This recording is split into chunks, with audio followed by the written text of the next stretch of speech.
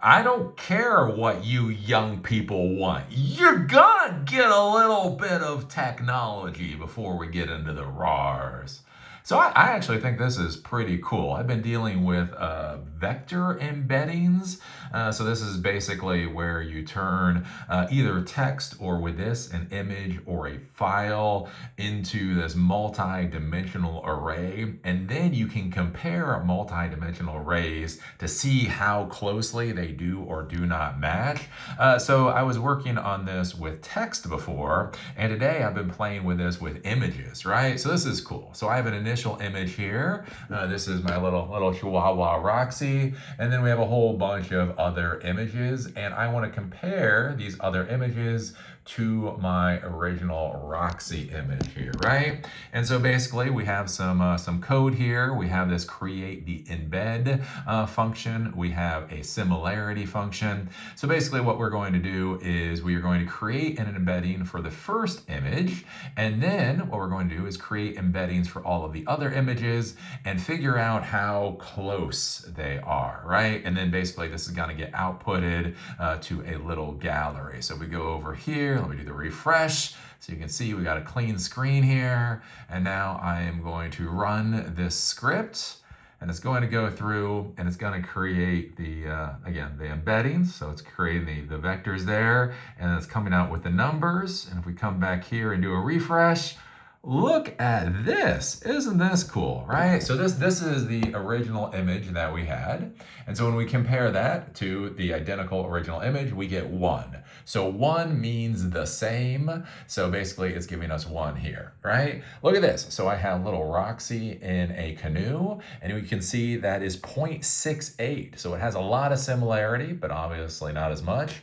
Roxy in some covers, 0.88. Roxy with a toy, 0.82. Roxy in front of a TV, that is 0.83. And then we have a meeting room. See, this is where it gets cool. 0.41. So this has very little to do with the first image. Let's see here. And we refresh again, and we have an image for Miami, 0.48 compared to the first, and we have a picture for a dragon, and that is 0.48. So basically, using these vector embeddings, you can compare images. So there you go. There you go. I taught you some stuff about technology. That's not why you're here. You don't go to Hooters for the wings. Stop it. We all know what the truth is. Anyways, what we're here to scream about is horrible, god-awful American foreign policy. Because basically, as far as the United States is concerned, if you can't compete with them, just try to fucking kneecap their asses. But here's the issue. Here's the problem. It's not just that we're trying to kneecap them, but we are willing to kneecap everybody else in the world just so we get our way. So again, we have this whole AI war going on with China. We believe China, man, has gone far enough. They shouldn't go any further. And so we are trying to kneecap them in every way possible, right? So we're no longer selling them our highest level GPUs. We've restricted a lot of technology. There's all of that kind of stuff going on. But the problem is that China man doesn't know their place, right? China man doesn't understand that when Whitey tells you to stop, you fucking stop. They keep doing stuff, right? They're producing their own AI accelerators. They're producing their own RAM now. They're producing their own high bandwidth memory now. They're producing their own process. Oh, Jesus Christ.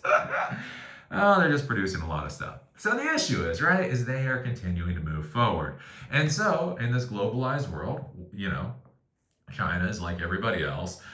Even when they're doing one thing, they have to get inputs, they have to get resources from other places in order to be able to produce a particular good. So with these processors, with these chips, they need things like the equipment that comes from ASML. They deal the lithography machines that actually create the chips, the wafers, and all that kind of thing. And so basically right now, the United States has decided to start targeting ASML and other companies to try to restrict China's access to this hardware that is required in order to build the particular equipment. But it goes even further than that. And again, this is where I keep talking about this whole idea of being an Argentinian CIO, CTO, and asking what your risk tolerance is and asking if you can tolerate the risk of using the American stack. And I really want to hammer this home because I really think at this point in time, the risk of using the American stack is becoming too high. So anyways, look at this. This is coming from Reuters. U.S. targets Chinese chip making with proposed export restrictions on ASML and others. A cross-party group of U.S. politicians have proposed a law to impose further restrictions on exports of computer chip-making equipment to China, affecting companies such as ASML. The Draft Match Act, announced late on Thursday, is aimed at protecting the U.S. lead in artificial intelligence by preventing Chinese companies from obtaining chip manufacturing tools they cannot make themselves and ensuring that companies based in U.S. ally nations face the same restrictions as their U.S. rivals. So we're not simply trying to restrict what American companies do, we're also trying to restrict what our allies do. Our allies, the ones that we just told them that if they want oil out of the Strait of Hormuz, they can go and get their oil out of the Strait of Hormuz. Our allies who we literally threatened to slaughter them so that we could conquer Greenland. Remember, when we were talking about using military force to take Greenland, which means killing our own allies. The allies we're talking about pulling out of NATO and all of that kind of stuff right now. The allies that we just dumped massive tariffs on for no particularly good reason. Those allies? Can you imagine running a technology company in an allied nation of the United States and having yet more god-awful, insane restrictions put on you by a country that doesn't give a fuck about you? A country that will kick you in the fucking nuts any chance they can because their current president, needs somebody to try to kick in the nuts. Yeah. Again, and that's where I say with this stuff, I don't understand how this does not destroy our standing in the world, right? Again, with everything, with the tariffs, with the war in Iran, with threatening, again, when you talk about using military action against Greenland, threatening to kill our own allies in order to conquer their territory. And now we're going to make selling them, their people, selling equipment to somebody else illegal. Yeah. Anyways, lawmakers said their focus is on restricting technologies where China relies on imports, such as immersion DUV, ultraviolet lithography, needed to create chip circuitry. The market segment is dominated by the Netherlands ASML, competing with smaller Japanese rival Nikon. The proposed law would also prevent the sale or servicing of such equipment to leading Chinese chip makers SMIC, Huawei, CXMT, and YMTC. And this is the important thing to understand here with this servicing thing, right? Again, I keep talking about that risk tolerance, right? So if you can't buy any more product, that's a big problem. Let's not sugarcoat that one. That's a shit show.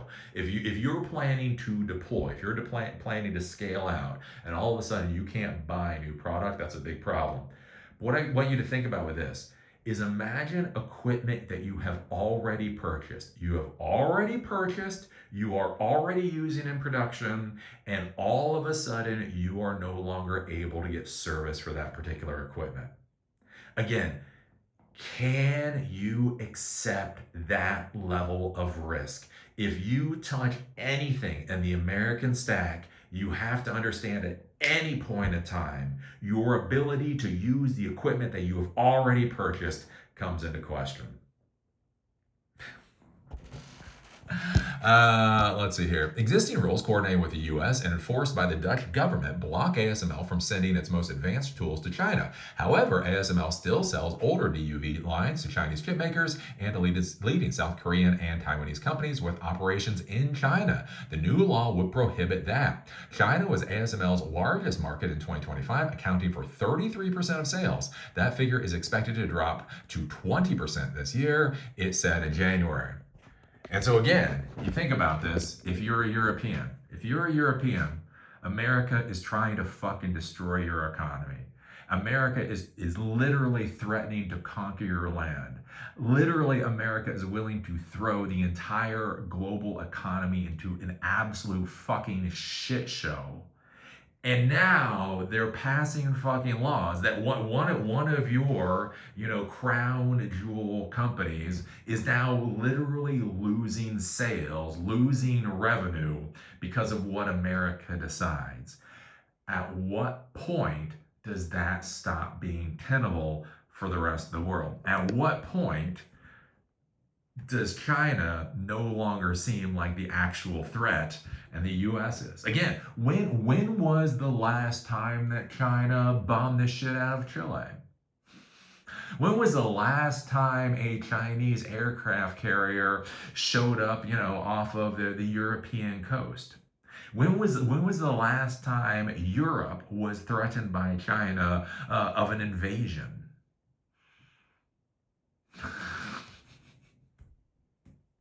I don't recall that happening. So, anyways, yeah, we're gonna see how this goes. Again, as we flounder, as China builds the future, and as America fucking kneecaps not just ourselves but our friends too. How in the God's name is this supposed to turn out well? Again, if you are anybody who's not an American, how do you look at the idiocy that's currently going on and realizing it's gonna get worse and think, yeah, I want to duct tape my nutsack to that shit show. Anyways, so what do you think about this? What do you think about the U.S. trying to restrict China's access to even more equipment? What do you think about the financial damage that does to Europe? Again, as Trump laughs at the damage that he's already doing to the European economy, that he's already doing to the European people, as he laughs at the idea of slaughtering fucking Europeans. How long can the European people sit back and accept this kind of idiocy? Again, if America isn't there for NATO, if America isn't going to be a reliable trading partner, if America is willing to destroy the entire fucking global economy because our senile piece of shit president wants to pretend that he's a big fucking dog, at what point, again, we talk about that with options. There's always options. Like, it might be a bad, it's like, look, like, I don't like this. This isn't good, but it's the best option. At what point is being an ally of the United States no longer a viable option? I fear as an American, we might be finding out in rather short order. So what do you think about this? What do you think about the U.S. trying to restrict even more equipment and stuff going to China? What do you think about that we are trying to restrict the ability to service equipment in China that has already been sold and is in production? What do you think about that? Being that Argentinian CIO, CTO, what do you think about their risk tolerance? Where does this go in the future? And what do you think about actual technology? Look, vector embeddings of images. Isn't that cool? No, that's not why we're here. I didn't actually come here for the wings, Eli. I came here for the brain nipples. Anyways, put your thoughts down below. Do remember I do these videos in order to fund a Silicon Dojo free hands-on technology education that empowers you to do whatever the hell it is you want to do. In Durham and Asheville, North Carolina, we're having this class on RAG and vector databases coming up on Wednesday of next week. If you're interested, take a look at silicondojo.com. If you want to help support Silicon Dojo, there's a donor box link down below. And with that, see y'all later.